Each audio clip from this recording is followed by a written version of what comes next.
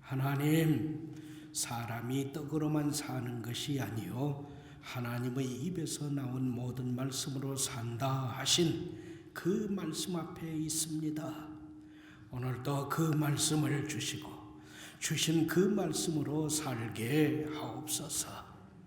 무익한 종을 다시 불쌍히 여기시고 이 시간도 말씀의 운반 도구로 사용해 주셔서 선포하게 하옵소서.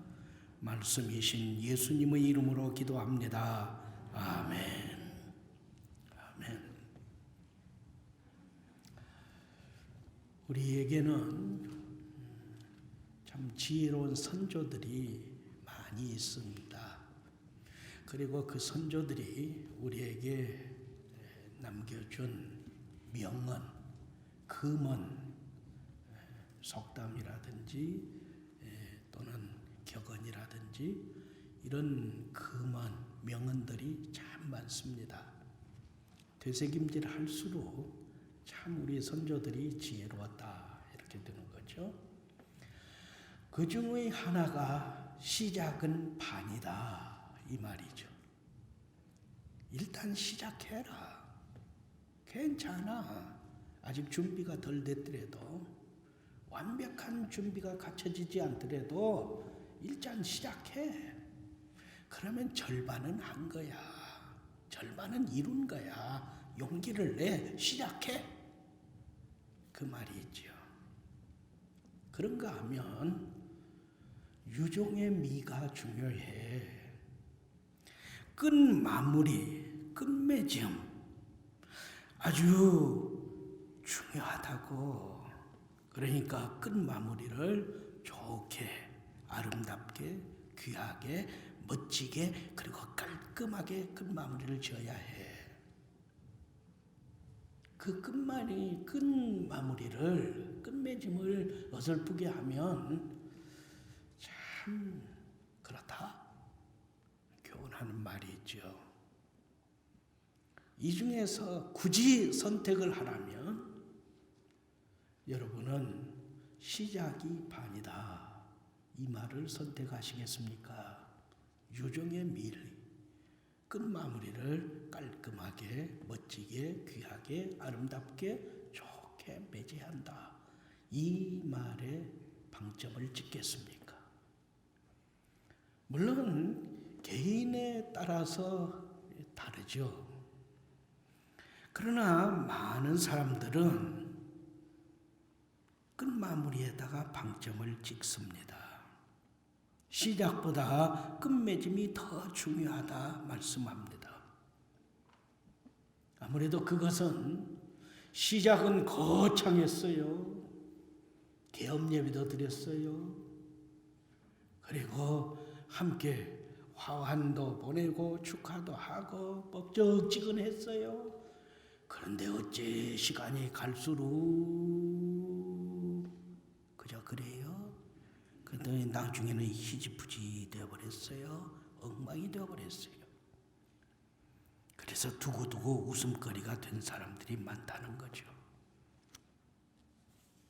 오늘의 말씀은 바로 끝맺음을 어떻게 해야 하는가, 여기에 큰 교훈을 주는데, 곧 에베소 교회를 세운, 에베소 교회에서 3년의 목회 생활을 한 사도 바울이 이제 에베소 교회에서의 3년의 목회 생활을 마무리 진 거거든요. 끝맺음을 한 것이거든요. 그 모든 과정을 마치면서, 끝맺음하면서 우리를 통해서 우리에게 교훈한 말씀을 우리가 배우는 거죠.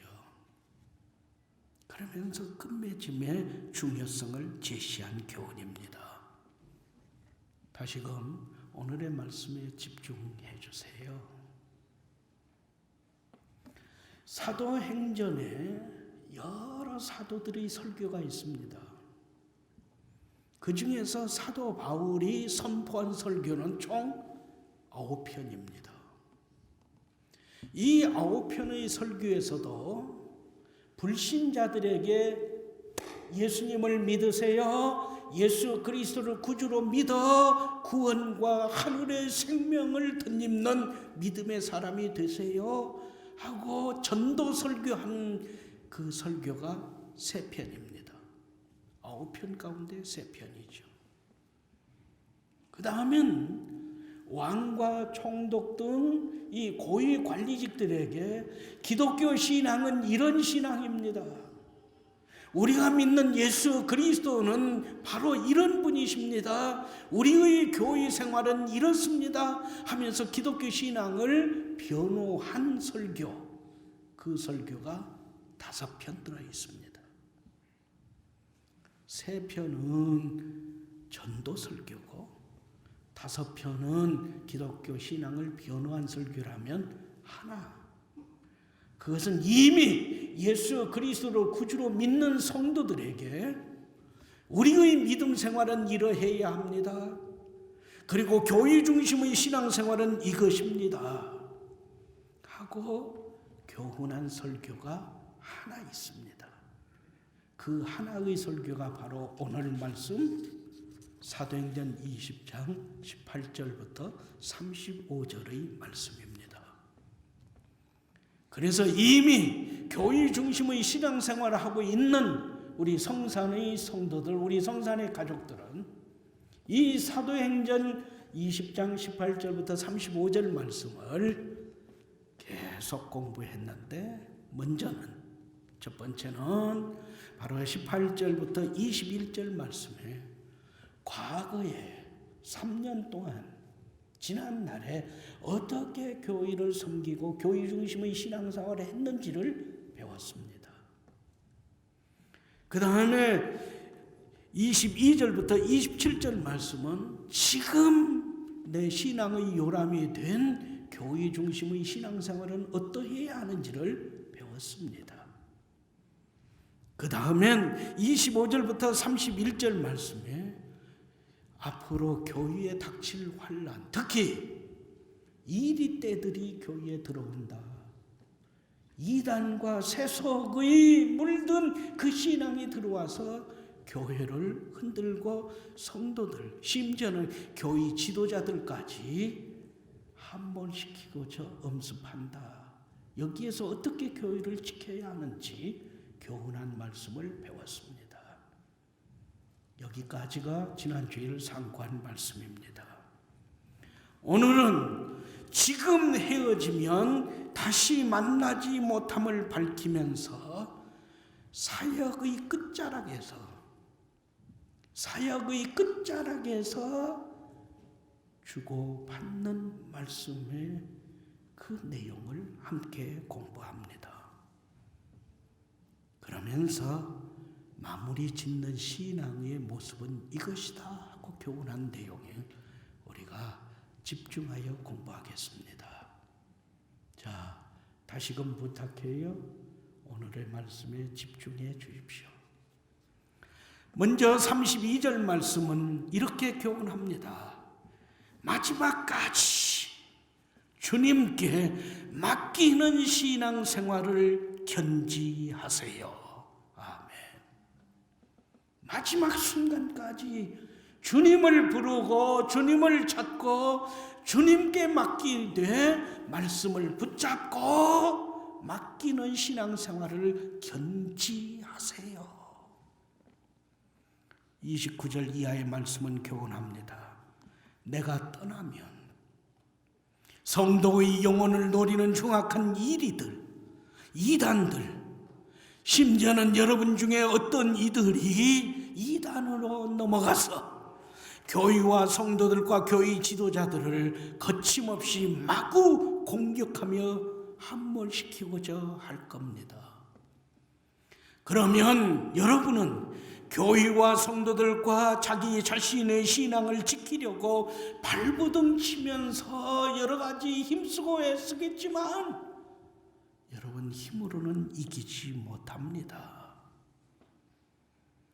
그래서 나는 지금 32절 교회와 여러분을 예수님께 그리고 은혜로운 말씀에 부탁을 드리고 맡겨드립니다. 아멘. 나는 이제 떠나요. 나는 떠나면 이젠 다시 못 와요. 그래서 여러분은 이제 여러분 스스로 믿음을 지키면서 교회와 다른 성도들을 보호해 주어야 합니다. 그러니 지금부터는 예수 그리스도를 구주로 믿는 신앙을 다시 한번 점검하면서 매일매일 견고히 무장하세요. 나아가서 하나님의 말씀을 음미하고 순종하고 의지하는 그 신앙인으로 다시 무장하세요. 무엇을 원하든지 눈을 열어 우리 주 예수 그리스도를 바라보세요. 예수님을 찾으세요. 예수님을 부르세요. 한 뼘이라도 더 가까이 예수님께로 나아가세요. 모든 것에 풍족하신 예수님을 믿고 맡기며 그 예수님의 말씀, 우리의 삶의 지침이 되어지고 우리에게 믿음과 하나님을 섬기며 하나님께로 나아가는 길을 밝히 보여주는 말씀, 이 말씀대로 살아가세요. 그러면 교회의 머리이시면서 하나님 우편에 앉아 계신 예수님께서 여러분을 그리고 말씀으로 말씀하신 대로 교회와 성도와 교회 지도자들을 이단으로부터 대적으로부터 든든하게 지켜주십니다. 거룩하게 세워주십니다. 약속하신 상급 복과 은혜와 평강과 형통함으로 채워 누리게 하십니다. 할렐루야. 아멘. 이게 32절 말씀이에요. 맡긴다고 하는 것. 맡긴다고 하는 것. 이것은 내가 은행에 돈을 맡긴 것과 같은 내용이죠. 내가 자동차나 배나 기차나 비행기를 탔을 때에 그걸 이용했을 때와 같은 경우죠. 은행에 돈을 맡겼다 해서 내 돈이 없어지는 게 아니잖아요. 내가 자동차, 비행기, 배, 기차에 탔다 해서 내가 없어지고 내가 사라지는 게 아니잖아요. 나는 나대로 그대로 있어요. 자동차 안에, 비행기 안에, 배 안에, 기차 안에 그대로 있어요. 그리고 운행하는 그분에게 모든 것을 맡기고 잠자기도 하는 거죠. 만일에 이 고속버스 운전하는 저 운전기사를 보니까 어제 잠을 제대로 못 잤는가 어때요? 갈지자 그리면서 가는 것 같아요. 그러면 서울까지 그 고속버스 타고 운전이 가겠습니까? 저기 환승하는 거기에 가서 갈아타려고 하겠죠. 아니 중간에 내리겠죠. 그러나 맡긴다고 하는 것, 그러면 그냥 자는 거예요. 운전자가 운행하는 비행기, 자동차, 배, 기차를 통해서 목적지까지 편안히 도착하도록 하는 거죠. 우리의 신앙은 바로 그보다 더 깊습니다. 예수님께서 십자가에 못 박혀 운명하실 때까지 예수님의 모든 것, 예수님의 전부, 예수님의 모든 것 전부 다 하나님께 맡기셨잖아요. 마지막 십자가에서 운명하실 때에도 아버지 내 영혼을 아버지의 손에 부탁하나이다, 맡겨드리나이다. 아멘. 그게 예수님의 모든 삶 자체였잖아요.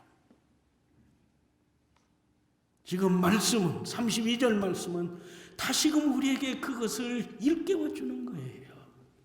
성산 가족 여러분, 우리의 신앙은 주님께 그리고 하나님의 말씀에 온전히 맡기고 살아가는 삶 자체입니다.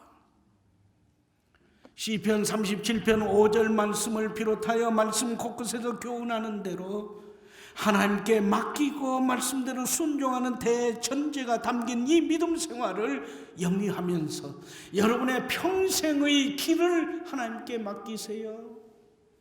여러분이 계획하고 진행하는 모든 일 행사를 하나님께 맡기세요. 여러분의 그 무거운 짐도 염려, 근심, 걱정도 하나님께 온전히 몽땅 전부 다 맡기세요. 이 맡김이 믿음 생활의 하나이기 때문입니다. 평생 나를 주님께 맡기며 주신 말씀대로 살아가는 것, 그때 성산 가족 여러분은 한 사람 한 사람은 능히 든든히 세워주신, 그리고 믿음 생활의 온전한 거룩함 성결함을 이루게 하심, 그리고 약속하신 상급으로 채워주시는 그 넉넉함, 그 풍성함을 체험하면서 살게 됩니다.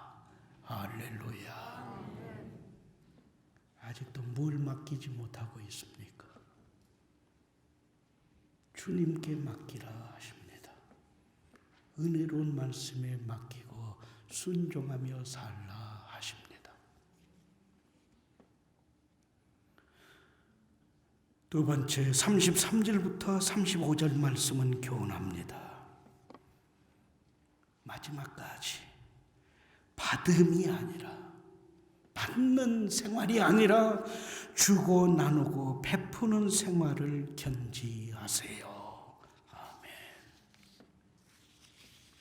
나는 하나님께서 여러분에게 복을 주시고 복을 주시고 복을 주시기를 간절히 기도합니다. 그러나 내가 하나님께 간절히 기도하는 그 복은 꼭 세속적인 물질적인 복, 풍요만이 아닙니다. 그렇다 해서 부자들을 비난하거나 시기하거나 혐오하지도 않습니다. 나는 내 생계를 위해 내 손으로 땀 흘려 일했습니다. 그렇게 해서 얻은 것을 낭비하지 않았습니다. 검소한 생활로 전략하면서 복음을 전하고 교회를 섬겼습니다. 사람이, 특히 믿는 성도가 게으르고 나태하다는 것, 낭비하고 허비하고 과소비를 일삼는다는 것, 그것은 하나님 앞에 큰 범죄이기 때문입니다. 나는 내 손으로 얻은 수입이 적다 많다 탓하지 않았습니다. 오히려 내 씀씀이를 줄여서 남겨서 그 남은 것으로 사람들을 돕고 섬기며 살았습니다. 그 병든 사람들, 가난한 사람들, 힘들어 울고 주저앉고 있는 사람들을 도와주었습니다. 내가 왜 이렇게 살았는지 아세요? 그것은 예수님께서 주는 것이, 나누는 것이, 베푸는 것이 받는 것보다 더 큰 복이 있다고 말씀하셨기 때문입니다. 그러므로 다른 사람에게서 무엇을 받는 것보다도 내가 다른 사람들에게 주고 나누고 베품이 큰 복이라는 것을 체험하며 살아가세요. 하나님은 가난하여 받는 손보다도 내가 가진 것이 비록 볼품이 없다 하더라도 전략하고 검소한 생활을 영위하면서 가진 것으로 더 베푸는 그 손에 더 큰 복을 주시는 하나님이시기 때문입니다. 그래서 말씀은 계속합니다. 모든 관계에서 사랑의 빛 위에는, 서로 사랑 나눔의 부채 위에는 빚을 지지 마세요. 부채의 무거운 짐에 짓눌려 살지 마세요. 로마서 13장 8절 말씀이죠.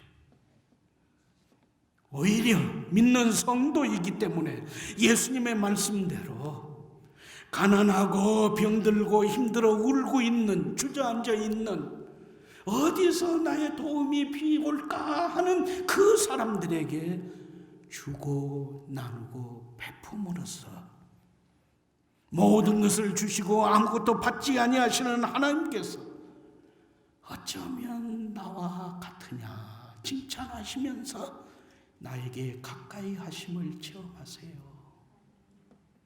주고 베풀고 나눔으로써 우리에게 착한 일을 시작하게 하시는 예수님께로 찬송하면서 더 가까이 나아가는 임마누엘의 신앙인임을 체험하며 더 확장시켜 살아가세요. 주고 베풀고 나눔으로써 특히 가난하고 병들고 힘들어 우는 자들에게 한 번 더 베푸는 손길을 나눔으로써 내가 수고한 대가의 보상을 넘어서서 베풀고 나누고 주는 이 일을 통하여 하나님은 생명과 구원과 웃음이 넘치는 기쁨으로 내게 더하여 주신다, 상급을 주신다는 것을 체험하면서 성도들에게 보여주세요. 특별히 내가 주고 나누고 베품을 감사하는 그에게 그 사람이 그 베풀고 나누고 주는 그 손길에 감사한다면 내 기쁨도 크겠죠.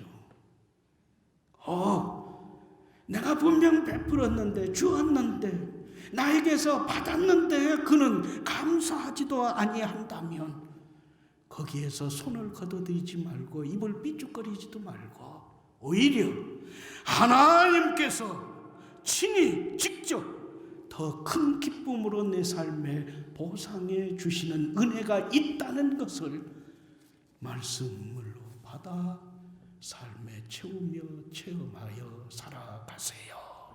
할렐루야.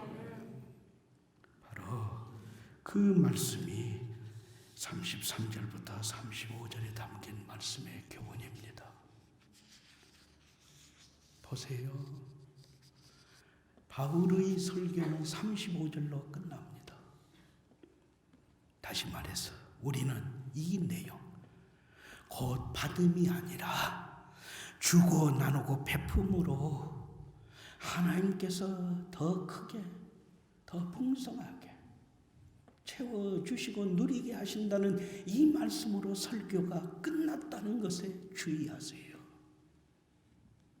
더 긴 말씀을 안 했다는 거잖아요. 더 이상의 설교 말씀이 없다는 거잖아요. 말씀은 교훈합니다. 모든 사람, 특히 연약한 믿음의 사람, 힘든 살림으로 주저앉아 있는 사람, 병들어 주체할 수 없는 몸으로 어찌할 수 없다 몸부림치는 사람, 장애를 힘입어서 우리보다도 생활에 여러 가지 제한을 받는 사람들, 이 모양 저 모양 그 모양으로 우는 성도들을 도와주세요. 먼저 웃음을 주세요. 먼저 손을 내미세요. 먼저 말 한마디가 위로와 희망과 격려의 말이 되도록 말을 하세요. 그리고 먼저 내가 밥 한 끼 살게, 그렇게 하면서 대접을 하세요. 그러면 하나님께서 나의 봉급 지불 책임자이심을, 나의 삶에 필요한 모든 것을 거저 채워주시고 누리게 하시는 그 하나님이심을 체험하고 간증하면서 살게 해 주십니다. 할렐루야. 이는 하나님의 말씀입니다. 나는 이 말씀을 더하지도 못하고 빼지도 못하고 불순종하는 자격이 없습니다. 우리는 이 말씀대로 순종하면서 하나님은 신실하신 분임을 체험하고 간증하고 모든 이들에게 드러낼 그 성도입니다. 이제 이 말씀으로 설교 끝났으니까 저도 그만 끝낼까요? 설교를 끝냈잖아요. 저도 내려가랍니다. 여러분이 멍하시는데 그 이유는 아무래도 목사님 36절, 37절, 38절이 남았잖아요. 그걸 끝내야 끝나죠. 맞습니다. 그러면 계속 하랍니다. 자, 36절부터 38절 말씀에 집중하세요. 설교는 끝났는데 어떻게 헤어집니까? 어떻게 끝마무리를 합니까? 함께 무릎을 꿇어 기도합니다. 함께 부둥켜 안고 웁니다. 그리고 눈에 보이지 않을 때까지 손을 흔들면서 전송함으로 헤어짐을 마무리 짓습니다. 바울과 에베소 교회 장로들은 밀레도 항구 모래사장에서 말씀을 주고받았습니다. 설교가 끝났습니다. 그러자 그들은 함께 합동으로 공개적으로 하나님께 무릎 꿇고 기도드렸다 합니다. 이것은 바울이 생각해낸 게 아닙니다. 예수님께서 제자들과 마지막 시간, 마지막 장소로 다락방에서 지내시면서 그때 그 다락방에서의 모든 것을 끝맺는 것이 요한복음 17장 예수님이 제자들과 함께 기도하시는 그것이었습니다. 바울이 그대로 담는 거죠. 우리 역시 그렇습니다. 예수님 닮고 예수님이 흉내내는 신앙인이면 최고입니다. 겸허하고 경건하게 무릎을 꿇습니다. 그리고 다시 기도합니다. 하나님께서 맡겨주신 사명을 충성으로 수행하는 믿음과 지혜와 능력을 주옵소서. 예수님께서 성도들을 지켜주셔서 이단의 먹잇감이 되지 않도록 보호해 주옵소서. 성령 하나님께서 교회와 성도들 새가족들을 품어 주옵소서. 합심 기도함입니다. 그러면 기도 끝났으니까 됐다 가자 한 거예요? 아니에요. 이후에는 모두가 크게 울며 눈물과 사랑이 넘치는 포옹을 나눕니다. 그리고 작별을 구하면서 헤어졌습니다. 이 말씀을 우리 성경으로 읽으면 밋밋합니다. 그랬는가 보다 해요. 그러나 원어, 헬라어 원어 단어 하나하나를 풀이하면서 상고하면 이건 보통 관계가 아닙니다. 그래서 제가 헬라어로 말씀드리면 저도 어려운데 여러분은 얼마나 어렵겠어요. 풀이해서 말씀드릴게요. 하나, 종리 되신 요셉이 22년 만에 자기 동복 동생 베냐민 자기 아버지 야곱을 만나거든요. 죽은 줄 알았는데 다시는 보지 못할 줄 알았던 동생과 아버지, 그리고 자기 아들 요셉이 22년 만에 상면하니까 그들은 목을 안고 울었다 했습니다. 그대로 보이는 거예요. 바울과 에베소 교회 장로들은 서로 목을 안고 울었다 합니다. 이 모습에서 바울과 에베소 교회 장로들의 관계가 어떤 관계에 있는지 우리는 잘 알고도 남음이 있습니다. 두 번째, 바울과 에베소 교회 장로들은 관례적인 한 차례 포옹 인사를 나누고 끝난 게 아닙니다. 말씀은 그렇게 그냥 관례적으로 그렇게 했는가 보다 하지만은 단어는 그게 아닙니다. 끓어오르는 격정, 이제 헤어지면 다시 만나지 못한다는 안타까움에서 서로 눈물 범벅이 된 얼굴로 포옹을 해요. 장로가 한 분이겠어요? 한 분 더 눈물 범벅으로 순서를 기다리는 장로. 그렇게 한 다음에 또다시 우는 눈물 범벅된 그 얼굴로 다시 껴안고 울면서 인사 나누고 작별을 하는 거예요. 그러다가 또 다시 돌아섰다 다시. 그래서 몇 번이고 반복했다 해서 미완료형 단어를 썼습니다. 세 번째, 에베소 교회 장로들은 깊은 슬픔, 몹시 괴롭고 아픈 마음, 큰 충격으로 가슴이 무너지고 두 다리는 후들거렸지만 바울과 그 일행이 탄 배가 시야에서 사라질 때까지 그냥 그렇게 밀레도 항구에서 손을 흔들며 전송한 거예요.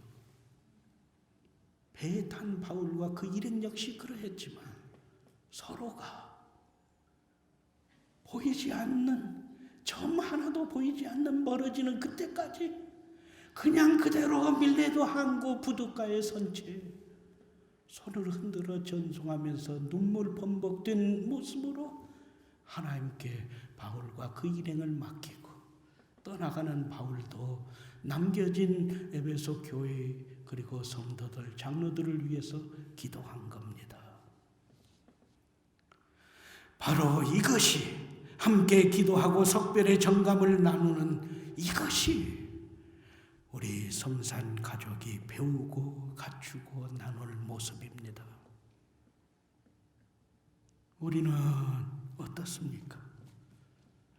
예수님의 피로 한 몸을 이룬 우리 성산 가족이라 하면서 우리는 어떻게 합니까? 예배 마치면 내가 집에다가 먹다 남은 피자 한쪽 아래 그 얼른 가서 먹어야겠니? 뒤도 안 보고 그냥 쏜살같이 빠져나가죠. 사실입니까? 오늘 말씀이 바울과 에베소 교회 장로들의 그 헤어지는 모습을 통하여 우리에게 교훈하는 말씀은 한 사람이라도 더 쳐다보라는 거예요. 한 사람이라도 더 눈 인사도 하고 고개라도 끄덕이면서 헤어짐이 못내 아쉬워하는 그 모습이 보여져야 한다는 거예요. 쭈빗쭈빗하고 머뭇머뭇하고 주차장에서도 창문 유리 좀 내리고 아이고 먼저 가세요. 아니요 장로님 먼저 가시. 아니 내가 집사님 가시는 그 차 꽁문이라도 한 번 더 보고 하나님 지켜주세요. 다음 주일에 다시 더 건장한 모습으로 보게 해주세요. 내 기도하려고 그래. 네 먼저 가셔. 그래도 장로가 그 뒷모습 보면서 기도해야지. 어떻게 장로가 돼가지고 내 차 뒷꽁무니로 보면서 기도해달라고 하겠어. 이래야 하지 않겠어요? 이게 말씀을 배운 우리 성산인들의 모습이요, 자세요, 태도요, 본을 보이는 생활이 아니겠어요? 말씀은 교훈합니다. 맡기는 신앙생활을 회복하고 삶에 채우세요. 하나님께 하나님의 은혜의 말씀에 내 일생을, 내 모든 삶의 과정과 행사를 내가 터덕거리는 이 무거운 짐을, 염려를, 근심을, 걱정을 맡겨드립니다. 저를 든든히 세워주시고 거룩하게 하시고 약속하신 기업을 채워 누리며 증거되게 하옵소서. 말씀은 교훈합니다. 받음도 넉넉하지요. 기쁨이죠. 그러나 주고 나누고 베푸는 이 삶, 이 복됨을 끝까지 견지하세요.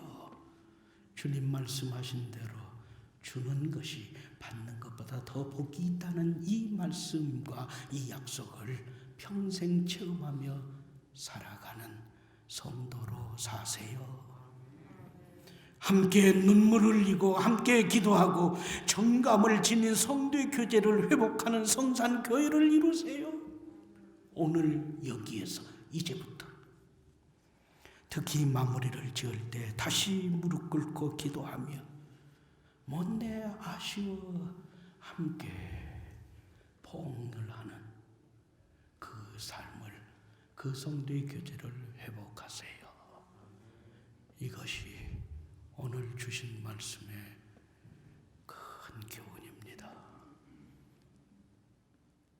오늘 3부 예배 마치고서부터 실천합시다. 예배 마치고 갈 때 장로님 먼저, 집사님 먼저, 다 마치고 차로 부흥 갈 때 그게 아니고 교회에 떠나는데 내가 1분이라도 1초라도 먼저 가시죠. 코로나19 독감 바이러스 위협 이 속에서 정감 있는 성산교회의 모습이 우리에게 주신 하나님의 말씀이요 모든 교회의 큰 본이 되는 은혜의 삶입니다. 하나님, 우리의 남은 생애를 저희들이 행하는 모든 일을 무거운 짐과 염려 근심을 주님과 말씀에 맡기라 하심에 순종하여 맡겨드립니다. 약속하신 대로 든든히 세워 주옵소서. 복과 은혜와 평강과 형통함을 누리게 하여 주옵소서. 또한 먼저 주고 나누고 베푸는 손길과 마음과 재물도 주시옵소서. 그 무엇보다 함께 무릎 꿇고 기도하며 눈물로 중보기도하며 용광로처럼 뜨거운 정감을 나누는 성산교회 성도의 교제를 주시옵소서. 예수님의 이름으로 기도합니다. 아멘.